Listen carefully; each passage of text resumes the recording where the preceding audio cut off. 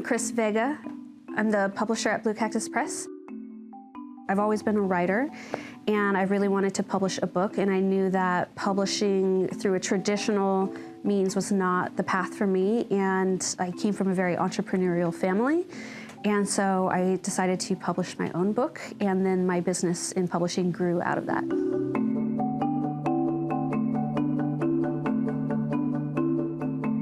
I decided to self-publish mainly because the traditional publishing route requires a lot of submitting to agents and publications and hearing a lot of no's, and I also knew that my goals for publishing a book just didn't really line up with that of traditional publishing.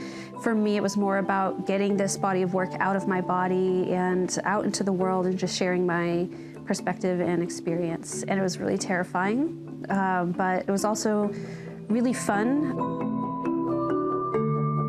I came into the literary arts community through freelance writing. In freelance writing, you do a lot of going around town, meeting people, listening to stories. Bringing that into my publishing practice has really allowed me to think of, like, how are we situated, what is our positionality here in Tacoma, and how can we not only make things and offer things to people in the artistic communities that can broaden our perspectives, but also how can we, in the making of the thing, liberate ourselves from these ideas of how we are doing business or how we're relating to each other that don't actually serve us. No one else is really doing what Blue Cactus Press is doing. It's one thing to run businesses the way that everybody else does. It's different when you're doing something new because you face new and unknown barriers.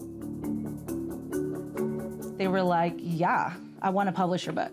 It was this really, for me, beautiful experience. Although I was a facilitator, I had a lot of content.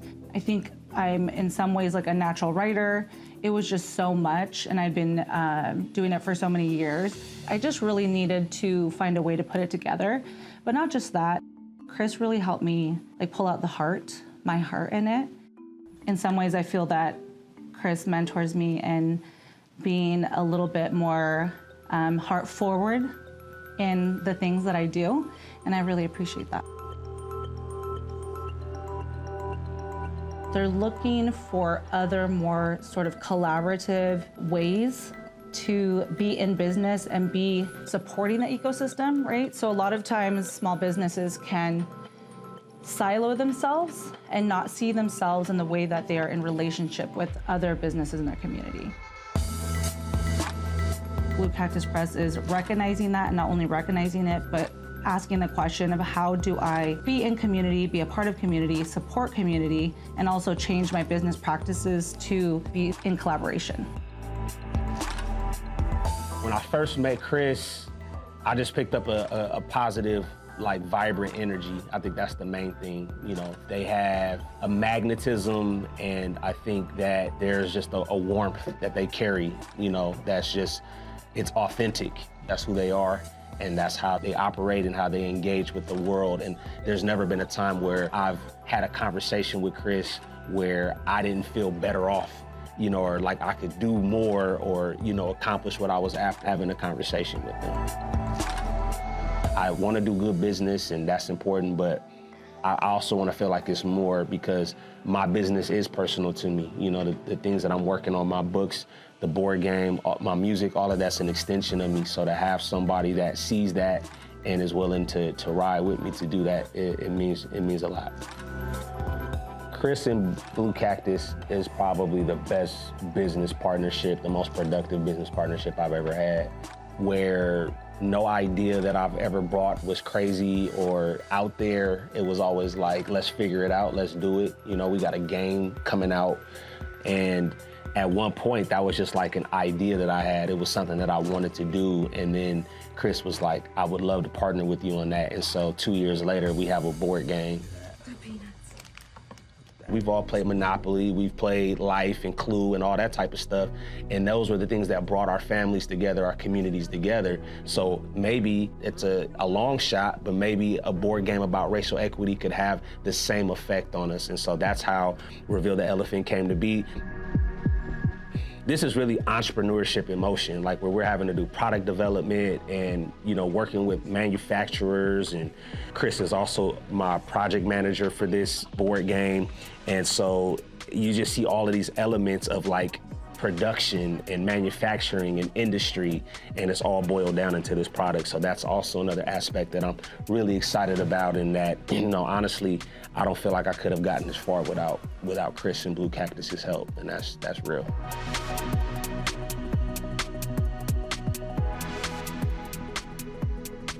We at Tacoma Tree Foundation shared an office area with Blue Cactus for a while, and I remember talking with Chris about, hey, we should really do things, but we kind of kept missing each other. But finally this year we were able to collaborate on a community event that celebrated lots of different things like music and trees, and that's just one example of the type of event that we want to have, and part of that is about inclusive spaces and just building a community that's for everybody here in Tacoma, and that's what partnership with Blue Cactus I think means to us.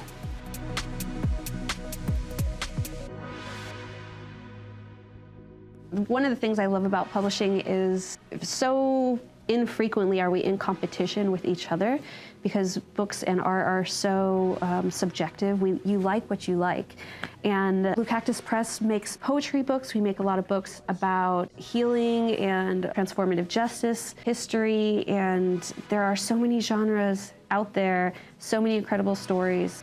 So I'm hoping that there are more folks that pipe up with publishing companies and projects and books and just make their stories flourish.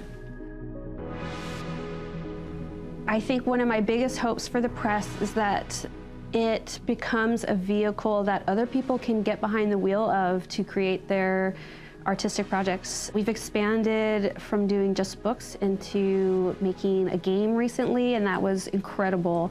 And it was a really fun experience, and it reinforced for me that this space that we're in and the publishing company as a business vehicle are things that I do not necessarily have to be the driver behind, nor do I always want to be. And so figuring out, like, how can I get other people to come to the table and sort of take ownership for a moment, for their role, for their time, to create what it is that they want to create. And I think there are a lot of people in Tacoma. There are so many stories to be told, so much history to be reminded of and unearthed, and I hope that we can do a lot more work where we are celebrating communities of color and communities of folks from historically marginalized groups in which they are telling their story on their terms.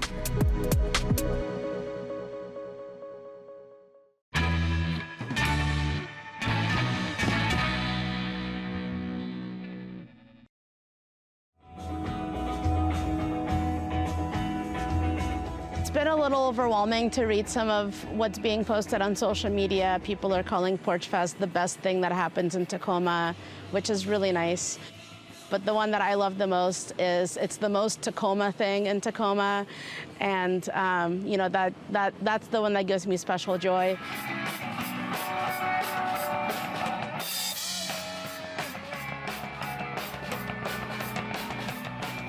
So Porchfest is a music festival that takes place on people's porches. We do it in the Central Tacoma neighborhood, and people volunteer to host bands on porches. Sometimes it's their friends that they're hosting, sometimes it's themselves.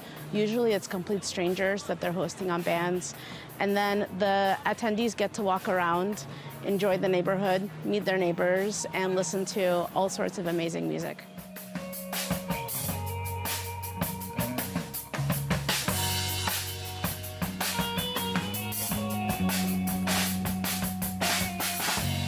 The city's been super supportive of Porchfest. It's not a typical event that they issue permits for, so we do have to do a lot of creative problem solving.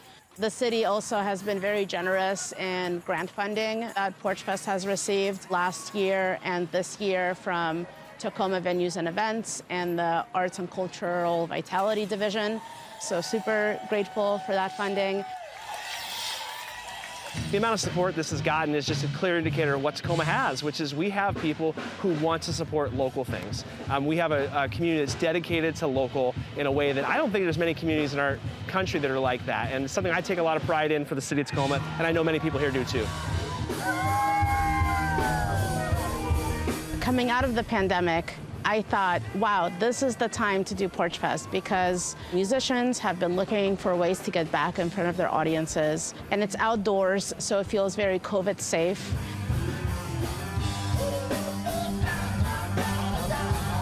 It started with going door to door to all of my neighbors and asking them to host a band on their porch. So initially that, people weren't sure what that meant. There was a lot of head scratching. Slowly, we started getting a little bit of uptake. We ended up with something like 35 porches and 50 bands. We were able to distribute everyone, and it was a great time. And so the next year that we did Porchfest, it was a lot easier because everyone had such a great experience the first time. We found people were actually adjusting their summer vacation plans so they could make sure to be in town for Porchfest so they could host. So if you wanted to get stronger, you better not let go. Been on our calendar ever since the date was announced. Made sure we got here. We got here right at about 1 o'clock, parked at our daughter's house, and just walking all around. It's a great event.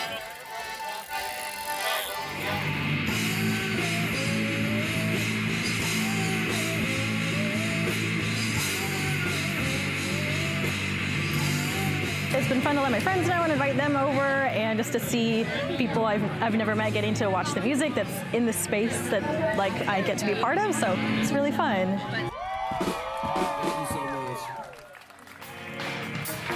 The thing that I really love about Porchfest is because it happens on the porch, and because the porch is kind of a private space, and you're inviting, your neighbors and your community into your yard, it creates a version of an intimate environment. And to me, I think it leads to community building. And so that's kind of the magic that I see happening at Porchfest every time we do it. I feel like music makes it easier to meet people and connect with people. I've met a couple neighbors near me, but not a whole lot, but just getting to see the people in the neighborhood has been really fun. The thing that I learned from doing Porchfest in my neighborhood is if you have a good idea and you ask people nicely, you can make it happen. You can get people on board and excited and energized, and you can make huge things just come true.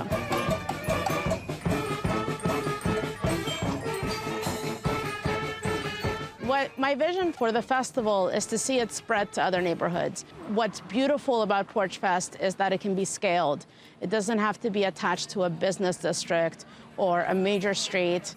It's completely democratized, and you can make it whatever you want it to be. Just needs a little bit of legwork. And so I'd love to see Porchfest spread to other neighborhoods.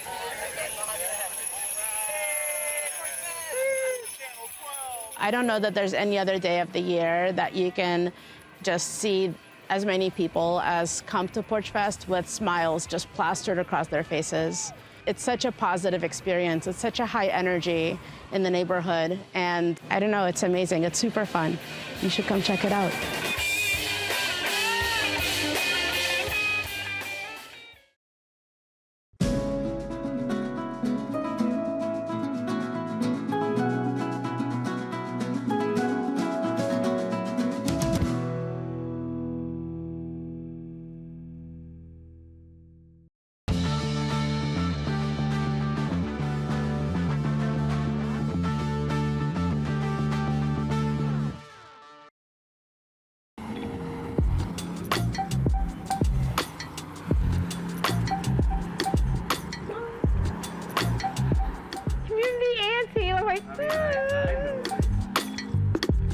What does the community auntie mean?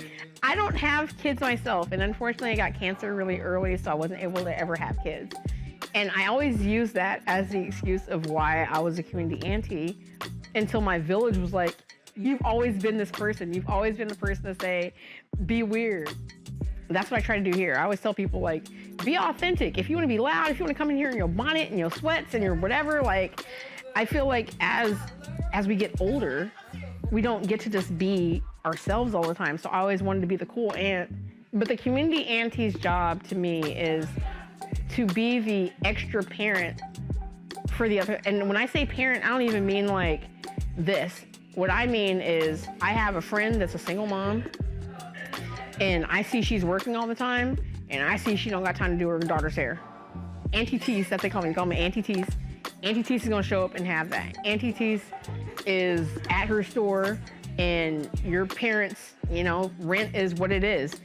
Your parents are working 2 jobs, and I don't want you at the house by yourself. Come in my community conference room. I keep cup of noodles. I have chimichangas in the freezer. You can do art. I keep free stuff back there all the time. We're doing a queer teens craft day 2 times a month now. And the room is free, and I literally just call the other community aunties and uncles, theys and thems. What are you doing on Monday? Can you come for 2 hours and teach them how to do some clay? We're having a kimchi class tomorrow from another business owner. And it's just, that's the job of the community aunties. It's literally to build a village.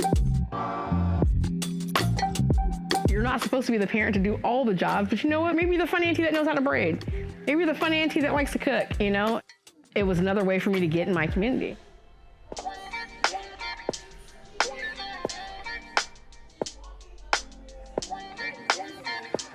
When I was growing up, all the girls, we got to go to school, we got to go and get this done. When you went to the big box stores, the way that they set things up, it would say hair aisle, and it's a full aisle, both sides of hair products, and then they'd say ethnic section. And the ethnic section was never even in the hair aisle. A lot of the times it would be by the deodorant, right? And so while most of my friends, they would actually be able to go to the hair aisle, right? Because their hair was like more straight. Mine was kinky, it's this. And so here I am having to go 2 aisles over by myself next to the deodorant, and I might get a foot. I might get a foot wide, maybe 3 shelves, right?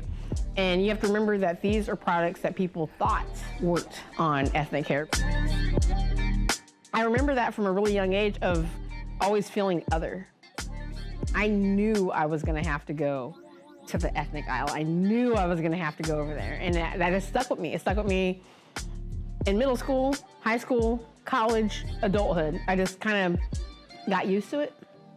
It's one of those things where like, it's okay, you have to live with this. This is something you live with, you just have to live with it. A lot of folks probably don't know this, but the Crown Act just passed in 2022. The Crown Act is literally the law that businesses, schools, organizations can't discriminate against locks, box braids, and a lot of natural styles.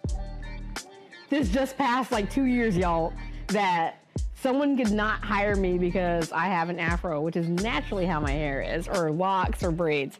And so with that being said, when I worked in commercial insurance, I had to have the blunt bang and straight hair. That is not how my hair grows. So that means I'm buying wigs. That means I'm buying relaxers. I'm buying everything that I need to do to make my hair more, for lack of better words, Eurocentric, to fit into the corporate world. And that means I'm going to beauty supply stores. I'm finding them out. Less than, I think 8% of all beauty supply stores are actually Black owned. And so I went to Detroit, I went to Chicago, and I went to Atlanta twice. And I went there and I actually was really lucky to find people there that were like, come in, baby, come in. This is how I grew my store. This is how I found distributors. This is how I did this. And that was a big reason why I wanted to create this. But that's the hair part. The community part is, I think it just kind of naturally happened. I think it was just a natural progression. Like you create something for people will notice that and they'll kind of find you. So I've been lucky with that for the last 3 years. I love art. If you go around my store, I have art from all kinds of artists around here. I say that I'm an art curator, except for I'm not rich, so maybe not, because I can't like go and buy a Van Gogh or nothing. People love art. People love art and they just feel like they can't do it. What if I make a room in my store for us to do things? And when I first said the idea of it, people said it was a bad idea. They were like, you're losing retail space. Like when I told other business owners, that was the only thing. They're like, you're losing retail space. I'm me, so I was just like, not really, because I don't have the money for inventory for that space anyway. We've done paint and sips with canvas. We've done paint and sips with glass. We've done wreaths, plant classes, sewing, stitch work, embroidery, candle making, kimchi making. We've done a cooking demo. One of my favorite things as being at the front working and hearing laughter just coming from the back, like that little random little cackle or whatever. It means people are enjoying themselves and having a good time. So people were like, would you ever move your store? If I moved it, it has to have enough room for a bigger space.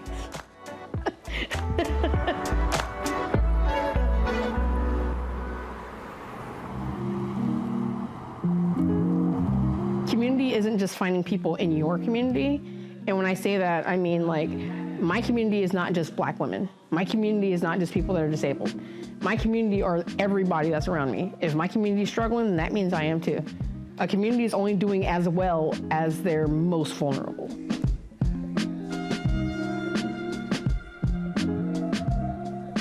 I first met Mattice through an organizing group that I'm a part of, the People's Assembly. Mattice volunteered to offer us supplies during the pandemic. We go out every week and we feed anywhere from 100 to 150 folks living and surviving on the streets here in Tacoma.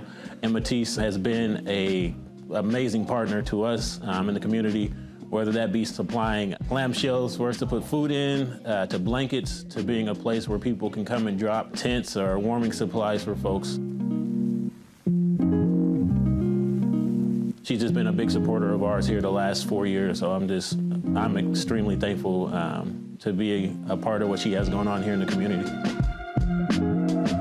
Working in the schools, oftentimes a lot of the students that we serve, folks cannot supply them with certain hair care things to keep their hair up. And Mattice has been so generous the last year, just supplying a countless number of beauty kits for young Black girls in the elementaries and middle schools here in Tacoma. And just to see the young girls' faces when they receive those kits is priceless. Every one of those girls, when I see them and go into the schools, they're like, when can we get some more of those kits? And Mattice is just always on it. She's like, Lee, I got 30 kits, I got 40 kits. Come by and pick them up and make sure they're getting those young girls' hands. So those things have been great for our community. I mean, I'm so thankful, like I said, to be in her life and for her to be in my life and just what she gives to the community as a whole.